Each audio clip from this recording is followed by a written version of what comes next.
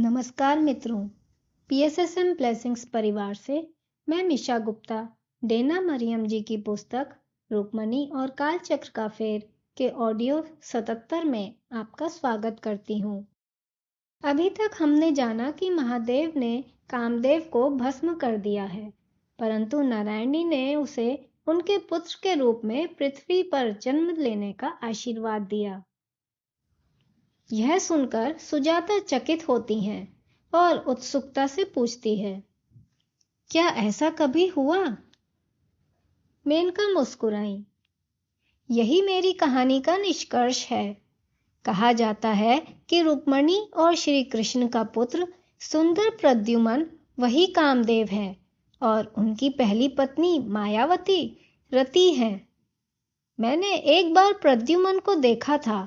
वह शारीरिक रूप से बहुत सुंदर हैं और उनके चारों ओर एक ऊर्जस्वी आभा है जो बहुत आकर्षक है। उन्होंने हमारे संगीतकारों और कवियों के साथ अधिक समय बिताया है और उन्होंने मानव प्रेम के बारे में एक पूरी तरह से नए गीत की रचना में प्रेरणा दी है। अब शिवरात्रि की ओर वापस आते हैं। वह मुस्कुराई। कामदेव के विलय के बाद महादेव अपने ध्यान में वापस लौटे और आंतरिक रूप से पार्वती माँ की प्रगति का निरीक्षण करने लगे। कोई अन्य देवता उनके पास नहीं जा सका जब तक वह स्वयं प्रकट नहीं हुए, जो वह अंत में सही समय पर हुए। एक बार जब उन्होंने देखा कि पार्वती माँ महान सार्वभौमिक चेतना में विलीन हो गई हैं और अब पूरी तरह से उनकी शक्ति को प्रकट कर रही हैं, तो वह उनके पास गए और कहा जाता है कि उनका मिलन उस रात्रि को हुआ जिसे हम शिवरात्रि के रूप में मनाते हैं। एक ऐसा मिलन जिसने सभी ब्रह्मांडों में दैवीय प्रेम के विस्फोट को भेजा। हम इस विशेष रात्रि को मनाते समय उस प्रेम को समझने और उसके भीतर जाने का प्रयत्न करते हैं। जब उसने बोलना समाप्त कर दिया तो अभिषेक चिल्लाया, मुझे भी यह कहानी नहीं पता थी। मैं निश्चित रूप से उस घटना का उत्सव मनाने में कभी असफल नहीं होऊंगा। आगे बढ़कर अपनी पत्नी का हाथ लेते हुए उसने प्रेम से कहा, किन्हीं भी दो लोगों के बीच का प्रेम उस सार्वभौमिक प्रेम की अभिव्यक्ति है और यह हमारे द्वारा इस संसार को दिए जाने वाला सबसे बड़ा उपहार है। जब वह बोल रहा था तो मेरा मन ईशान की ओर गया और मैं नहीं झुठला सकती कि उसके और काशनी द्वारा एक दूसरे के प्रति व्यक्त किया गया परिपक्व और समर्पित प्रेम निश्चित रूप से ऐसा एक उपहार था। वह दिन आ गया जब हमें त्योहार के लिए रवाना होना था। यद्यपि मैं मेनका की कहानी से प्रभावित हुई थी, परंतु मैं त्योहारों में भाग लेने के बहुत पक्ष में नहीं थी, जिसमें सदैव भीड़ भरी रहती थी। संसार से अलग रहने के कई वर्षों ने मुझे ऐसा अनुभव कराया कि जब मैं बड़े समूहों में होती हूँ तो मुझे भय लगता है, लेकिन मैं जानती थी कि अगर मैं पीछे रहने का अनुरोध करूंगी तो मेनका आपत्ति करेगी। अभिषेक ने हमारे लिए कुछ कंबलों के साथ एक रथ की व्यवस्था की थी, क्योंकि यह अभी भी शीत ऋतु थी। गांव पहुंचने में लगभग 1 घंटा लगा और सूर्य धीरे धीरे क्षितिज की ओर बढ़ रहा था और जल्द ही अदृश्य होने वाला था। थोड़ी देर में रात्रि हम पर छा गई और संगीत और उत्सव की शुरुआत होने वाली थी। त्योहार के स्थल पर भीड़ एकत्रित हो चुकी थी। मेरी असुविधा को अनुभव करते हुए मेनका ने मेरी बांह पकड़ ली। हमें संगीतकारों के प्रदर्शन करने वाले मंच के करीब पहुंचने में सफलता मिली। हम धरती पर बैठ गए और जाप के शुरू होने की प्रतीक्षा करने लगे।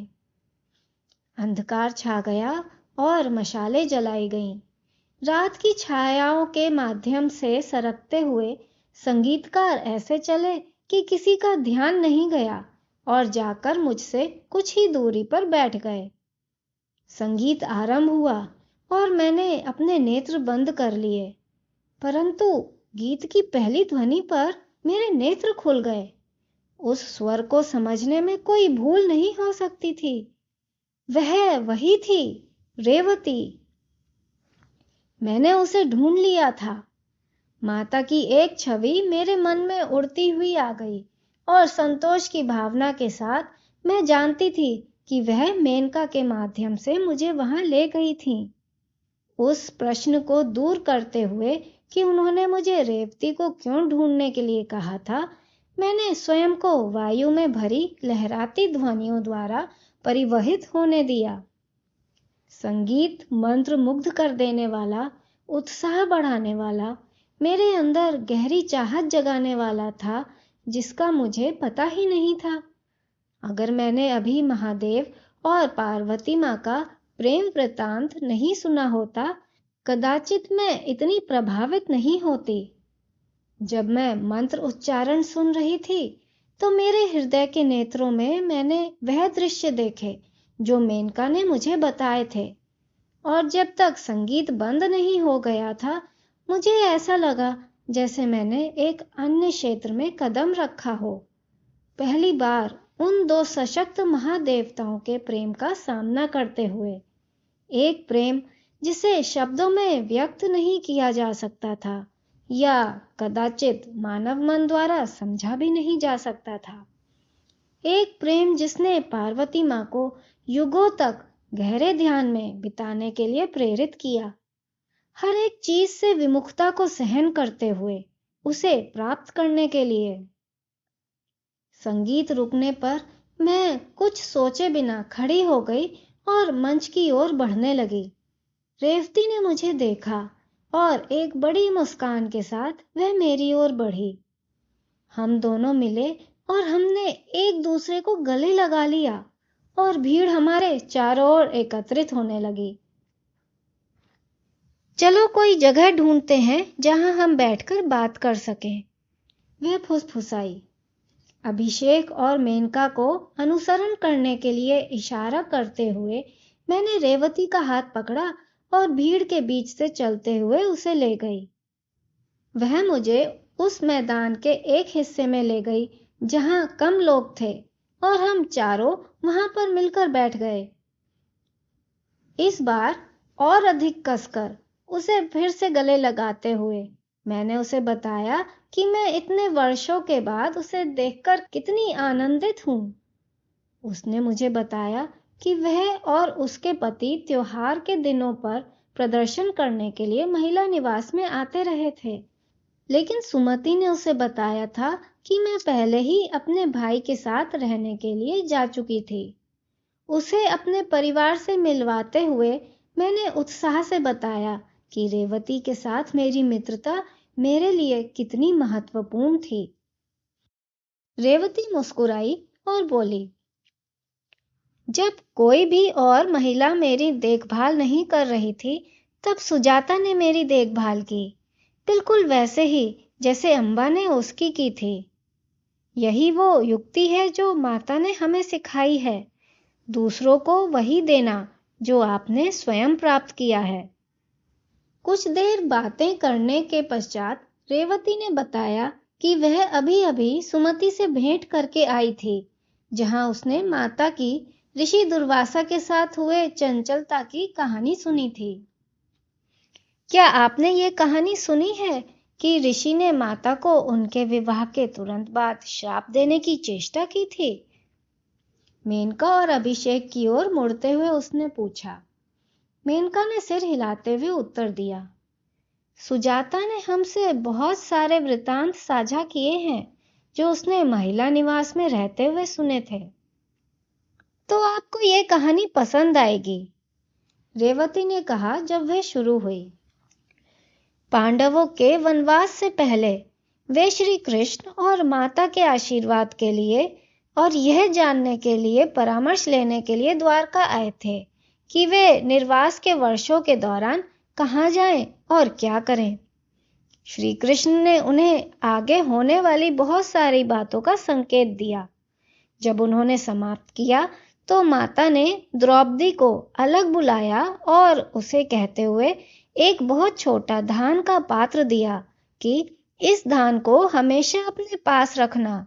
इसका उपयोग आपात स्थिति में करना, परंतु इसे अपने पतियों को नहीं खिलाना। हो सकता है कि एक समय आए जब एक प्रतिष्ठित अतिथि तुम्हारी यात्रा में आए और तुम्हारे पास उन्हें खिलाने के लिए कुछ नहीं हो। तुमको घबराहट हो सकती है, और अगर ऐसा होता है तो इस पात्र को याद करना जिसे मैंने तुम्हें दिया है। यह एक छोटी मात्रा है, लेकिन 10 मनुष्यों की भूख मिटाने के लिए पर्याप्त है।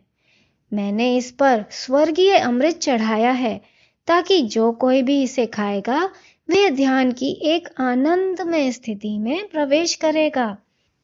जैसे जैसे तुम सब वनों और गांवों के माध्यम से चलते जाओगे, इसे सावधानी के साथ ले जाना और केवल अत्यंत बुरी परिस्थितियों में ही इसका उपयोग करना।